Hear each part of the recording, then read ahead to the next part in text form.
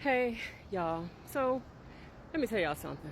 Be careful out here on these streets. You understand? I'm out and about in my community, and you have look at me looking over my shoulder, and you have these people running for office. Some office, whether it's assemblyman or whatever position they trying to rise up the ranks and probably put people like me out of the neighborhood. But at any rate, there's this woman. Her name is Kimberly something. She's running for assembly person out here in San Fernando Valley. And I don't even think she's in my neighborhood, but she's over here campaigning, got her little stand set up. And the only reason why I went over is because most of her setup was in blue. So I'm like, let me come over and at least talk to her and find out what she's up to.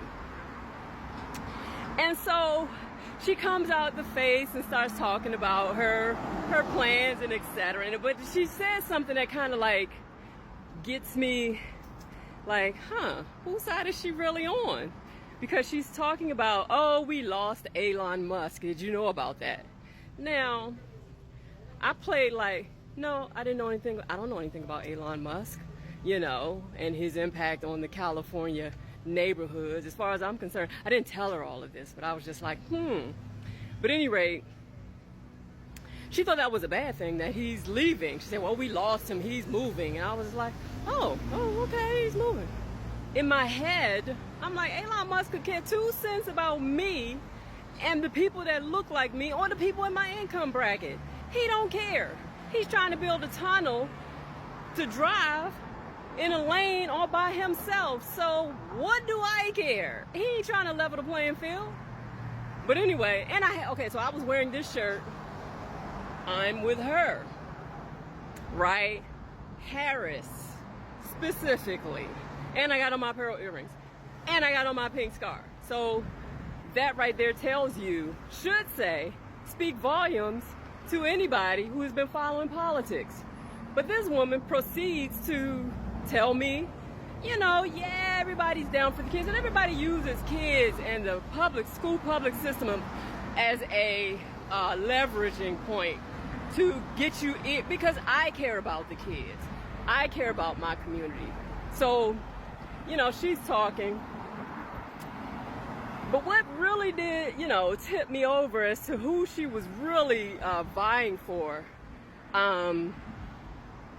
was when, what did she say? She said something, and I was just like, all right, let's just cut to the chase, okay? Because she asked me, are you interested in what I'm saying? I said, well, let's just cut to the chase as if whether or not I'm interested in what you're saying.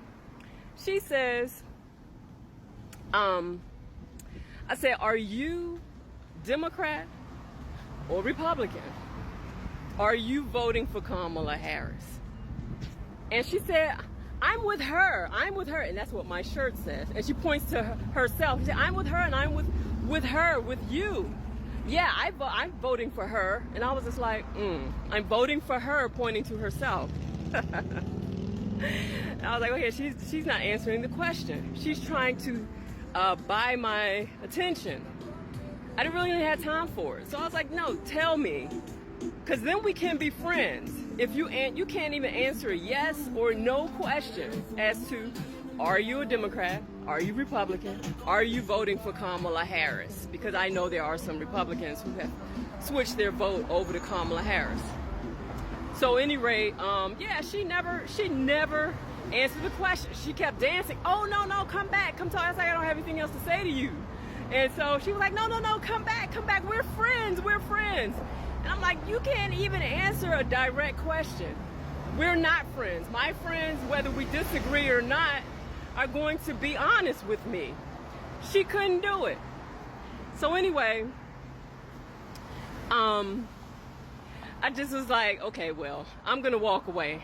And I said, are you voting for Kamala Harris? Or are you voting, or not? Because, I know Kamala isn't perfect. I'm a black woman, so I'm voting for me, a black woman. I've seen and I've read up on Kamala, and I know, her history. I have nothing against how she operated, as far as the way, under the circumstances, there's a reason why. And while, you got to make a decision whether it's 100% in your favor or not. You're in the job. So, she made the decisions, and they were the best decisions. So I had no problem. I know what now if she says something and then goes against it, then I'm gonna have a problem with that. And I've questioned on that. And the only thing that can answer those questions is time. People say a whole bunch of stuff right now, but we'll only know what they're going to do over time. And over time, she has done the best that she can do under the circumstances. And when you play in politics, you're not going to always get your way. So you got to do what you got to do. But at any rate, this woman proceeded. Now, I didn't give her a whole lot of talk about me or what my beliefs are, or, but I'm sure all she saw was a black woman voting for a black woman because she's black. But that's not the case with me.